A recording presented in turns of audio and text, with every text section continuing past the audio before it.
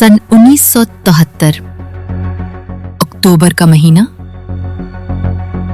खलीजे सोएज के किनारे और गोलान की पहाड़ियां जंग के शोलों से दहक रही थीं।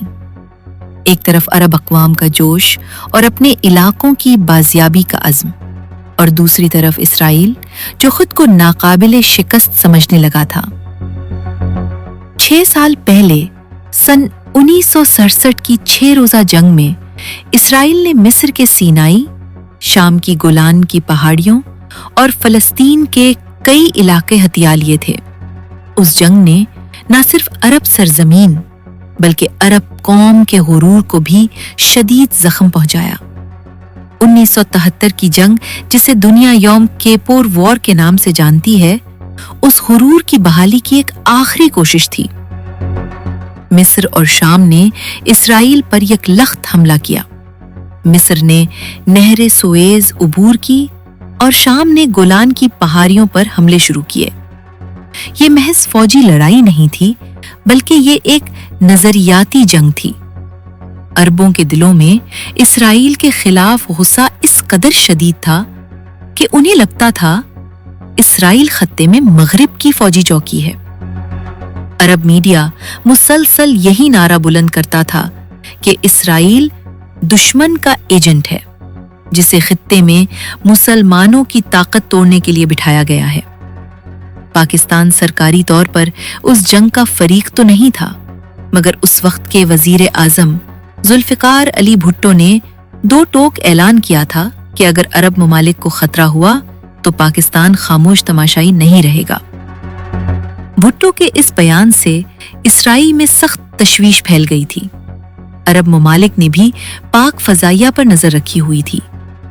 मिस्र और शाम की एयरफोर्स को पायलटों की शदीद कमी थी।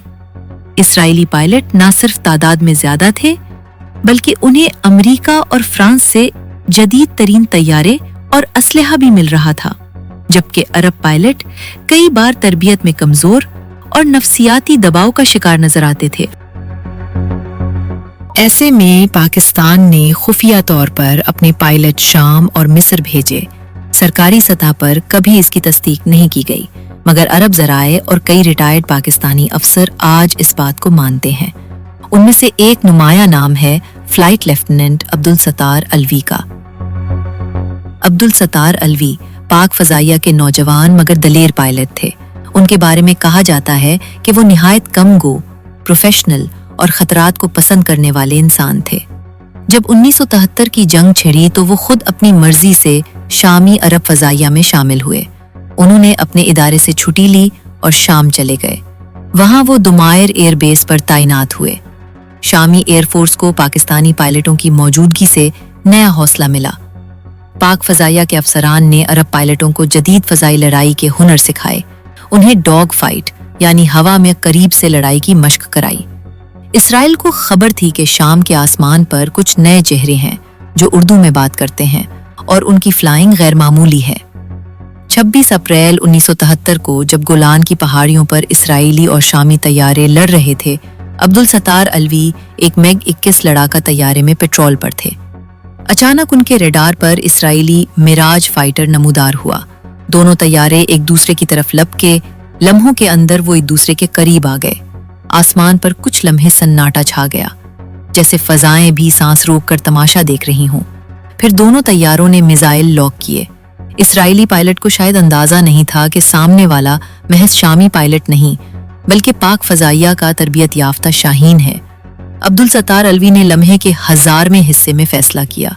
उन्होंने मिसाइल फायर किया। सिर्फ चंद सेकंड बाद इसराइली मिराज शोलों में लिपट गया और गोलान की पहाड़ियों के करीब जमीन पर जा गिरा।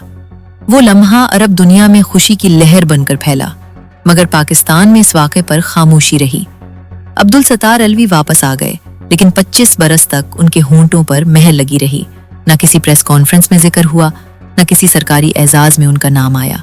सवाल ये था, अगर इसराइली तैयारा पाकिस्तानी पायलट ने गिराया तो क्या पाकिस्तान इसराइल के साथ बराह रास्त हालत जंग में शुमार ना होता? इसलिए ये राज छुपा रहा। 25 बरस यानी पूरे 1/4 सदी तक عبد الستار الوی کی یہ کامیابی خفیہ رہی۔ وہ وطن واپس تو آ گئے تھے، مگر جیسے ان کے ہونٹ سی دیے گئے ہوں۔ کسی محفل میں، کسی تقریب میں ان کے کارنامے کا ذکر تک نہ ہوتا۔ یہ دور وہ تھا جب مشرق وسطیٰ کی سیاست میں اسرائیل کا اثر بڑھ رہا تھا۔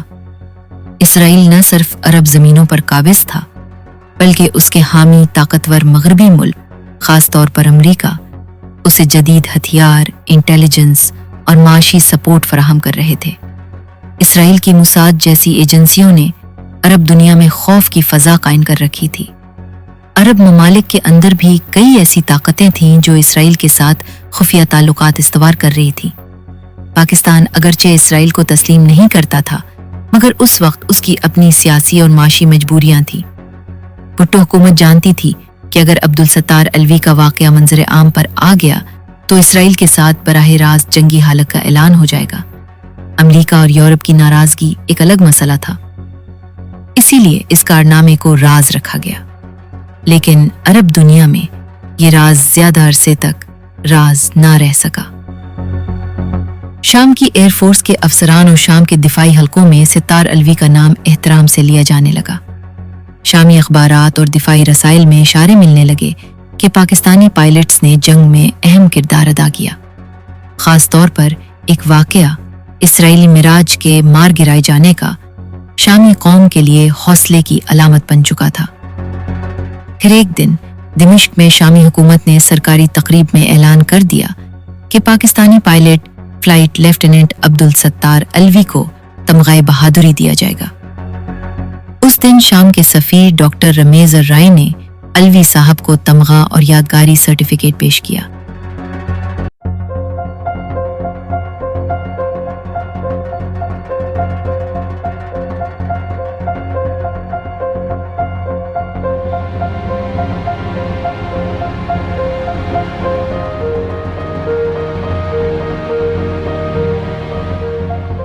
We are here to pay tribute to Air Commodore Sattar Alawi, whose actions during the 1973 war against Israel were full of bravery, sacrifice, and unwavering commitment to a just cause. In the face of adversity, he displayed exceptional valor and courage, which demonstrated the deep-rooted ties of the brotherly and solidarity between Syria and Pakistan. Syrian government and people never forget the sacrifice and efforts of their brothers and friends. It is a day of great honor and pride for me to receive this medal of gallantry from the Syrian government. I am very grateful to President Bashar al-Assad for honoring me and to my brother, His Excellency Mr. Ramesh. I will proudly wear this medal, and let me say that I, as a Pakistani, will always support my Syrian brothers and be available for any service that I may be called upon. Thank you very much.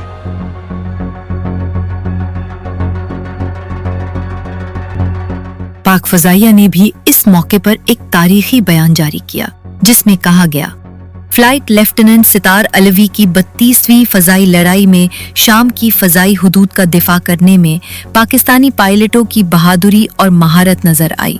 اس واقعے نے فضائی لڑائی میں فوری رد عمل، strategic سوچ اور طیاروں کی مہارت کی اہمیت کو اجاگر کیا، جبکہ فضائی جنگ کے نتائج نے ایک برادر ملک کی خود مختاری کے تحفظ اور اس کے شہریوں کی حفاظت اور سلامتی کو یقینی بنانے میں پاکستانی پائلٹوں کی جرات اور عزم کا مظاہرہ کیا۔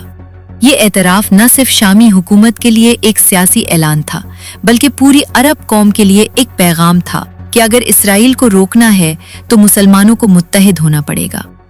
شام کی حکومت اور عرب میڈیا نے کھل کر کہا کہ اسرائیل کو یہ سبق ملنا چاہیے کہ اس کی فضائی برتری کو کوئی بھی چیلنج کر سکتا ہے، اور اس دن اس چیلنج کا نام تھا عبد الستار الوی۔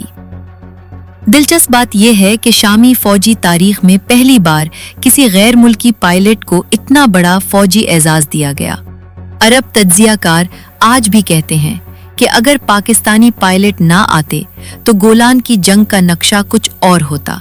इसराइल को उस वक्त सिर्फ फौजी शिकस्त का ही खतरा नहीं था, बल्कि अरब इत्तेहाद के सामने उसके नाकाबिले शिकस्त होने का तस्वुर भी टूट रहा था।